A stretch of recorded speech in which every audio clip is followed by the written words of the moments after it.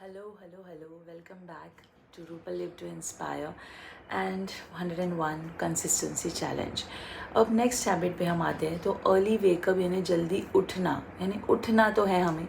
तो आप भले ही आप ये हैबिट, मेरी अर्ली वेकअप की हैबिट को फॉलो करो या थोड़ा पोस्टपोन कर दो या बाद में शुरू करो, बट उठते तो हो ना सुबह। तो उठते ही क्या करना है अब ये बताती हूँ। तो सबसे पहले उठते ही ये मैंने धीरे धीरे सारी आदतें अपने आप में डाली है। योगा, कुछ योगा से पाई है, कुछ साइंस से पाई है, कुछ न्यूट्रिशनिस्ट से पाई है। तो ये हैबिट जो है, इसमें सबसे पहले मैं करती हूँ उठते ही अलार्म को ऑफ़ करना है obviously, but check your nostril. तो इससे क्या होगा, इसमें भी बहुत बड़ी थियोरी है। ये सब मैं आपको शायद आगे बताऊंगी जब हम चक्रास पे बात करेंगे, चक्रा मेडिटेशन पे। फ़िलहाल इतना समझ लो कि आपकी लेफ़्ट साइड जो होती है वो चंद्र नाड़ी है, राइट साइड जो होती है वो सूर्य है, यानी सन एंड मून, ठंडा और गर्म। तो आपको सिर्फ अभी इतना ही बता रही हूँ, इसमें बहुत ज़्यादा बातें होती जाती है। एक्सेल करो अपना फिंगर यहाँ पे रख के एंड चेक करो कौन सी साइड एक्टिव है। अगर आपकी लेफ़्ट साइड एक्टिव है तो लेफ़्ट पैर आप पहले नीचे रखोगे। अगर राइट साइड एक्टिव है तो राइट पैर नीचे रखोगे सबसे पहले, और फिर आगे बढ़ोगे, चलना शुरू करोगे। तो मैं क्या करती हूँ, चेक करती हूँ। अगर लेफ़्ट एक्टिव है तो लेफ़्ट पैर रखती हूँ, और रखते रखते या फिर रखने से पहले मैं एक प्रार्थना बोलती हूँ, जो बहुत ही कॉमन संस्कृत प्रार्थना है, जो अगर बहुत से घरों में ऑलरेडी आदत है प्रार्थना या प्रेयर बोलने की तो वो बोलते ही होंगे या उनको पता भी होगी। वो प्रार्थना मैं यहाँ शेयर कर दूँगी। आपको हाथों को देखना है। तो सबसे पहले अलार्म ऑफ करके आप पैर फोल्ड करके बैठ ही जाए। हाथों को देखना है। कराग्रे वसते लक्ष्मी, करमध्ये सरस्वती, करमूले तु गोविंद, सदा तो कर दर्शनम। इसका अर्थ है कि आपके कर यानी हाथ के सबसे टॉप पे लक्ष्मी जी है, मध्य में सरस्वती जी है और सबसे नीचे कृष्ण है, वासुदेव श्री कृष्ण।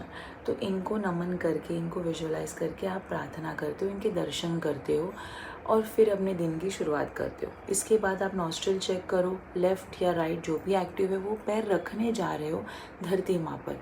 तो धरती माँ का मंत्र बोलो, समुद्र वसने देवी पर्वत सन मंडले, विष्णु पत्नी नमस्तुभ्यं पाद स्पर्शम क्षमस्व मे।